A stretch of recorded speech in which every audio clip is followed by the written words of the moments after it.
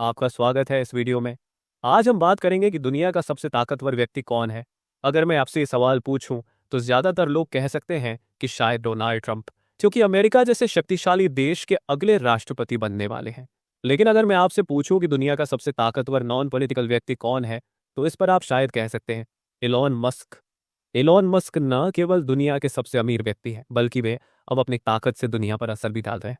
Musk ने social media और अपनी कंपनियों के माध्यम से अमेरिकी चुनावों में भी एक जरूरी भूमिका निभाई है। मस्क की इन्हीं स्ट्रैटेजीज से न केवल ट्रंप को फायदा हुआ, बल्कि उनकी अपनी कंपनी टेस्ला के शेयरों में भी तेजी आई है।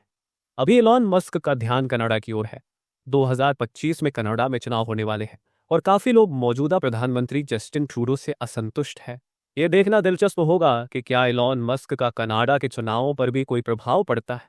जैसे कि हमने अमेरिका में देखा, कई कनाडाई लोग ये देख पा रहे हैं कि जस्टिन ट्रूडो बढ़ती महंगाई और अपनी नाकामियों से ध्यान हटाने के लिए अब खुलेआम भारत को निशाना बना रहे हैं, ताकि लोगों का ध्यान दूसरी तरफ जाए। कई लोगों का मानना है कि जस्टिन ट्रूडो अगले चुनाव में हार सकते हैं और हो सकता है कि कनाडा में एक राइट विंग गवर्नमेंट बन जाए। इसका मतलब है कि पियर पोलिवर, जो कनाडा में कंजर्वेटिव लीडर हैं, सत्ता में आ सकते हैं। एलन मस्क की भी यह भविष्यवाणी है कि शायद कुछ ऐसे कदम उठाए जाएंगे जिनसे ट्रूडो की हार निश्चित हो जाए। यह संभावना काफी हद तक बन रही है। कनाडा में लोगों को खुलकर प्रदर्शन करने की इजाजत नहीं दी जा रही है, जो हिटलर जैसे तानाशाही वाले कदम जैसा है। जब एलन मस्क ने ट्रूडो की तुलना हिटलर से की, तो लोगों ने इसकी आलोचना की, क्योंकि हिटलर ने अत्याचार किए थे। बाद में मस्क को अपना ट्वीट डिलीट करना पड़ा। लेकिन यहां मैं कहना चाहता हूं कि आज की दुनिया में एलन मस्क जैसे अनचुने लोग भी बहुत ताकत रखते हैं। यह पहली बार नहीं है कि मस्क ने ट्रूडो के बारे में अपने विचार प्रकट किए हैं। वे काफी समय से ट्रूडो की बुराई करते आ रहे हैं।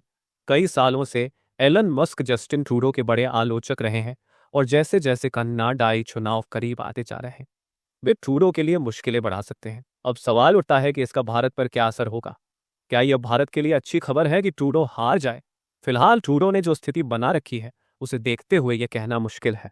ऑस्ट्रेलिया के एक न्यूज आउटलेट ने हाल ही में भारत के विदेश मंत्री जयशंकर का इंटरव्यू कवर किया, जिसमें उन्होंने कहा कि कनाडा इस विवाद को समझने में असमर्थ है।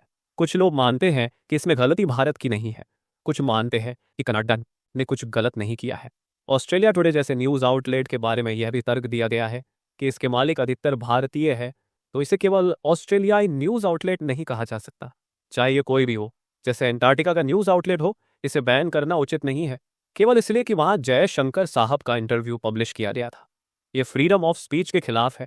कनाडा जब दुनिया को दिखाता है कि वो फ्रीडम ऑफ स्पीच के चैंपियन है, तो फिर इस तरह से जयशंकर साहब का इंटरव्यू सेंसर करना गलत है। और अगर आप सच में इस तरह की पाबंदियां लगाना चाहते हैं, तो फिर आपको उत्तर कोरिया या चीन जैसा बन जाना चाहिए, ताकि दुनिया को पहले से पता रहे कि आप इस तरह से काम करते हैं। जब एक तरफ आप कहते हैं कि हम फ्रीडम ऑफ स्पीच का समर्थन करते हैं और हर किसी को बोलने का हक है, और दूसरी तरफ मीडिया को दबाते हैं, तो ये दोगलापन है। भारत सरकार ने इस मुद्दे को गंभीरता से लिया है और इसे कनाडा की हिपोक्रेसी बताया है। अब देखने की बात यह है कि एलोन मस्क इसमें क्या कदम उठाते हैं। अपनी ओर से तो वे पूरी कोशिश करेंगे, लेकिन जस्टिन ट्रूडो के लिए 2025 में फिर से प्रधानमंत्री बनने के लिए यह एक बड़ी चुनौती होगी। आज का मेन की है, दुनिया के बहुत ही शक्तिशाली देश ने टेस्ट फायर किया है।